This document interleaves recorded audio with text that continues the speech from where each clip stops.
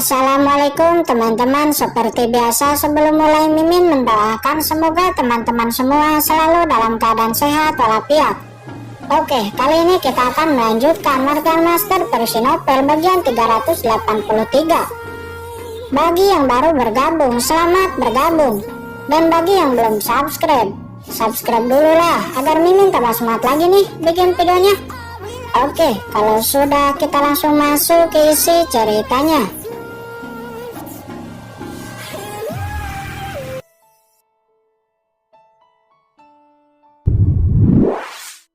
Kincen, kepemilikan tubuh, apa maksudmu?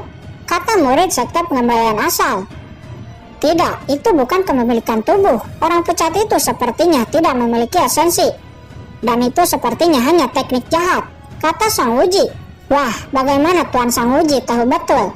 Apa itu karena kamu adalah bagian dari orang-orang pucat ini? Kata Kincen seraya tersenyum mencibir. Sang Wuji menggelengkan kepalanya. Ini pertama kali saya datang ke sini. Bagaimana bisa saya menjadi bagian dari mereka? Tiba-tiba wajah Sang Wuji menjadi jelek. Apakah kamu mencurigaiku? Kata Sang Wuji. Mencurigaimu? Biarkan saya lihat siapa sebenarnya orang-orang ini. Kata Kincen, pedang karat muncul di tangannya dan menebas. Langsung menghantam dada orang berbaju hitam itu, membelah dadanya.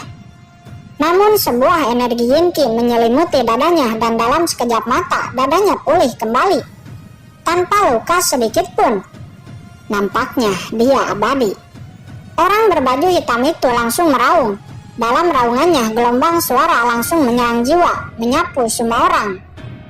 Hanya Kincen, skeleton cabang dan Sang Wuji yang tidak terpengaruh. Sedangkan yang lainnya nampak kesakitan. Yu Qiansu, Chen Sisi, dan Jiruyu juga nampak kesakitan. Kincen, tempat ini sangat berbahaya. Ayo kita keluar. Orang berbaju hitam ini tidak bisa dibunuh. Nampaknya dia abadi. Kata Yu Qiansu. Sepertinya kita tidak bisa keluar. Pintu masuknya telah tertutup. Kata Chen Sisi. Semua orang menoleh ke belakang dan pintu masuk benar-benar telah tertutup. Wajah mereka semua tiba-tiba menegang. Jiruyu memegang pedang fearlessnya dan menebas ke arah pintu masuk. Namun pintu masuk benar-benar sudah tertutup. Ada kekuatan Yinki yang menyelimutinya. Hahaha, jangan sia-siakan kekuatanmu. Jika kita tidak menghancurkan formasi larangan, kita tidak akan bisa keluar dari kamar batu ini, kata Kincen seraya tertawa. Kincen, kamu masih bisa tertawa saat ini, kata Jiruyu. Kenapa tidak boleh tertawa? Jiruyu, Yu Qiansu, 4 orang berbaju hitam ini, apakah kalian tidak mengenal mereka? Kata Kincen. Jiruyu dan Yu Qiansu memandang ke 4 orang itu, namun mereka berdua sama sekali tidak mengenalnya. Ingatan Jiruyu dan Qiansu terlalu lambat, saya tidak punya waktu untuk menjelaskan. Kemudian Kincen menoleh ke arah kedua orang berbaju hitam. Aku tidak percaya kalian abadi, kata Kincen. Dia langsung melesat dan menebas lagi. Yongye, yang lain aku serahkan kepadamu, kata Kincen. Segera Kincen dan skeleton cabang bertarung dengan kedua orang berbaju hitam itu. Terlihat Kincen dan skeleton cabang berada di atas angin. Kekuatan serangan mereka berdua sangat kuat, jauh jika dibandingkan dengan kedua orang berbaju hitam itu. Hanya saja kedua orang ini bisa dengan cepat pulih setiap mereka terluka. Lukanya itu dalam sekejap pulih.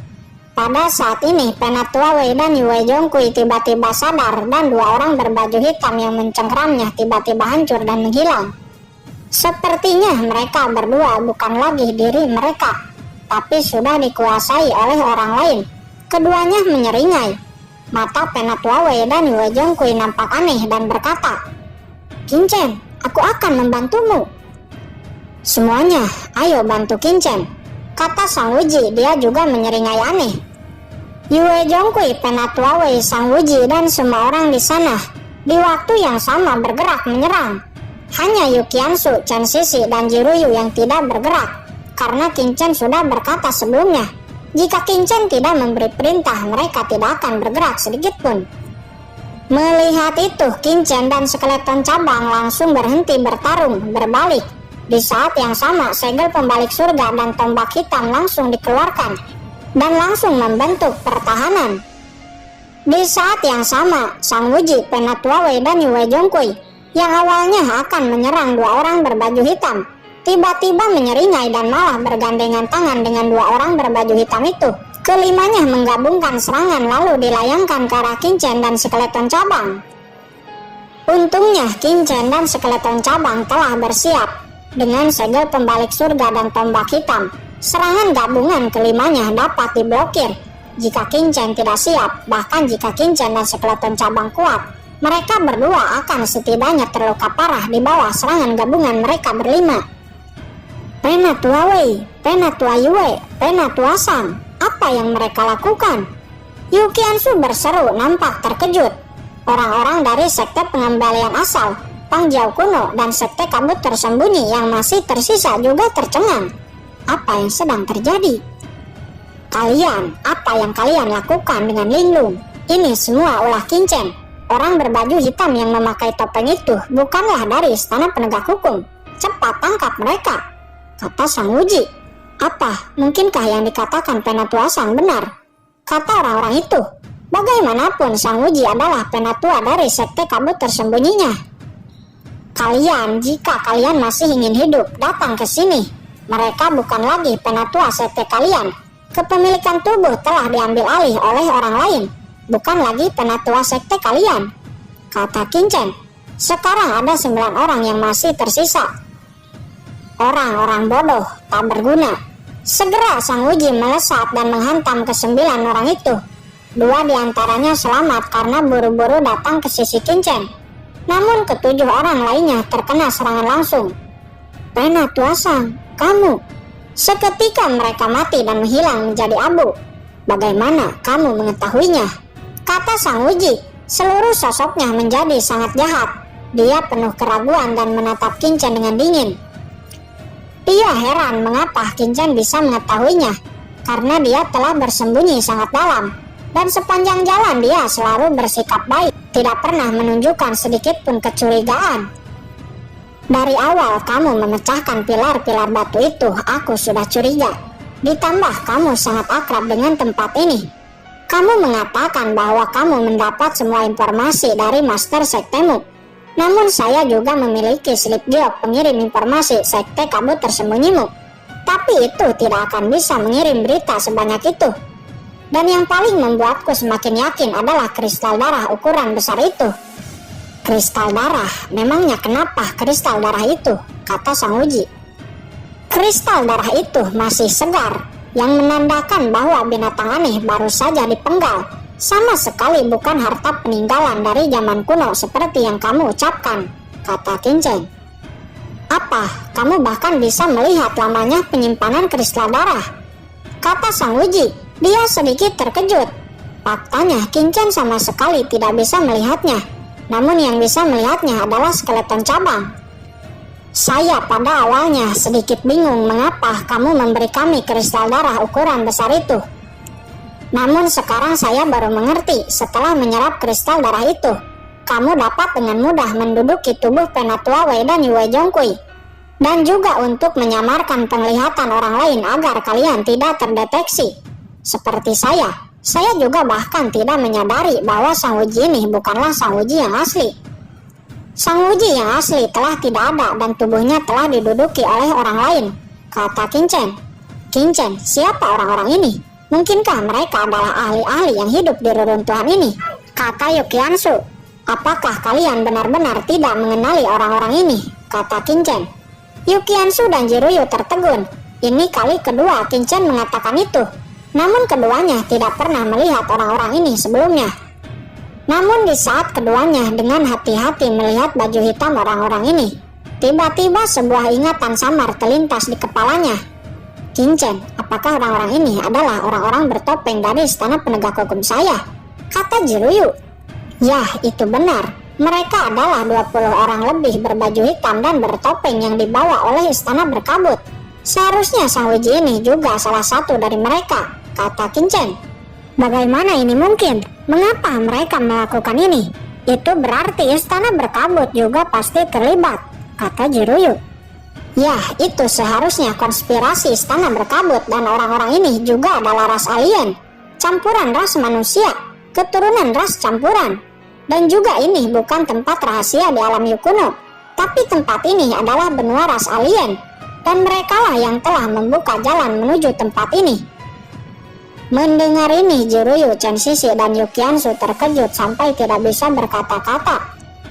Di sisi lain mendengar ini, Sang Uji nampak marah dan terkejut lalu berkata, "Siapa kamu? Mengapa kamu tahu begitu banyak? Tidak sembarang orang bisa mengetahui identitas keturunan campuran. Bahkan orang-orang istana berkabut tidak mengetahuinya. Tapi Qinchen benar-benar mengetahuinya. Kamu, mungkinkah kamu orang yang memperbudak Luo Mengki sebelumnya?" kata Sang Uji. "Kamu tidak perlu tahu, aku tahu dari mana. Sekarang ayo katakan, apa tujuan kalian? Mungkinkah kalian ingin menempati tubuh-tubuh orang-orang dengan kekuatan pengaruh besar di daratan dan mengendalikannya?" Ini sangat mungkin. Bahkan Qinchen sendiri tidak dapat mendeteksi seseorang yang diduduki atau tidak. Qinchen tidak bisa membayangkan berapa banyak tubuh orang berpengaruh yang telah diduduki orang-orang ini. Sangguan Cinder, apa sebenarnya yang kamu rencanakan? Apakah kamu ingin ras alien ini menguasai daratan? Kamu tahu terlalu banyak. Wajah Sang Uji kembali tenang. Aura membunuh melonjak dari tubuhnya. Bunuh mereka semua. Adapun Qinchen dan orang bertopeng itu, tangkap keduanya dan lakukan kepemilikan tubuh. Saya ingin melihat rahasia apa yang ada pada mereka berdua, kata Sang Uji. Segera dia langsung menyerang, disusul Penatua Wei, Yue Zhengkui, dan dua orang berbaju hitam. Mereka juga menyerang ke arah kelompok Qinchen secara bersamaan. Hahaha. Nah, kamu telah mengetahui identitas kami. Hari ini kamu tidak akan bisa keluar dari sini hidup-hidup, kata Sang Uji. Energi hitam iblis memenuhi telapak tangannya dan langsung menyapu ke arah Qinchen.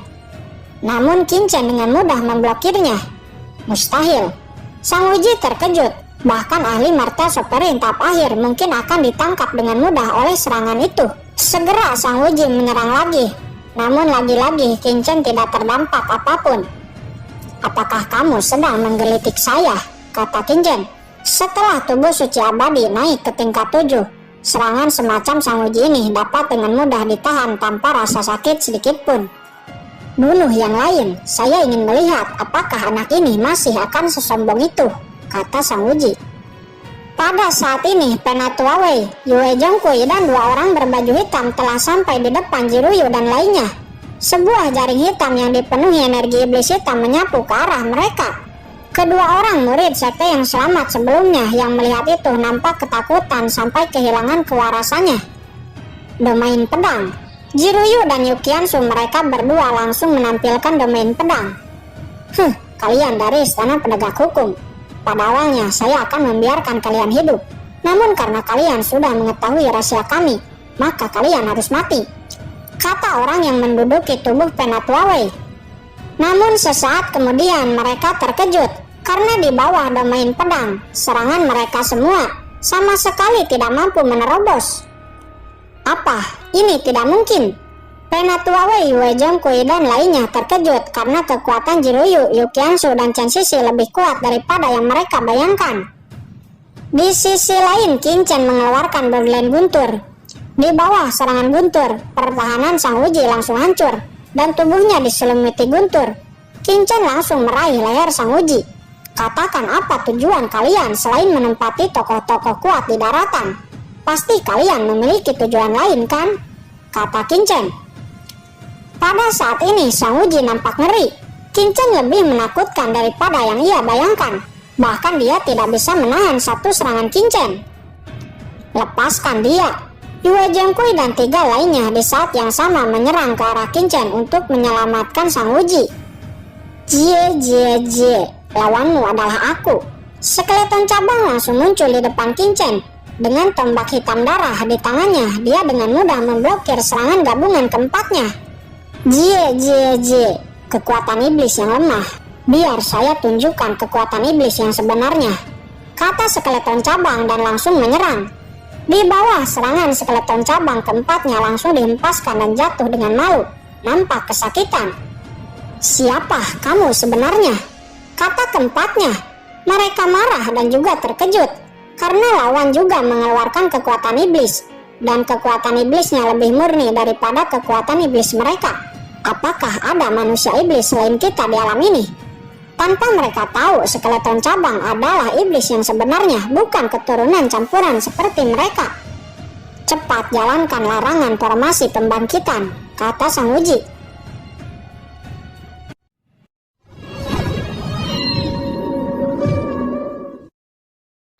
Oke guys, sudah dulu ya. Jangan lupa subrek biar lanjut terus ceritanya.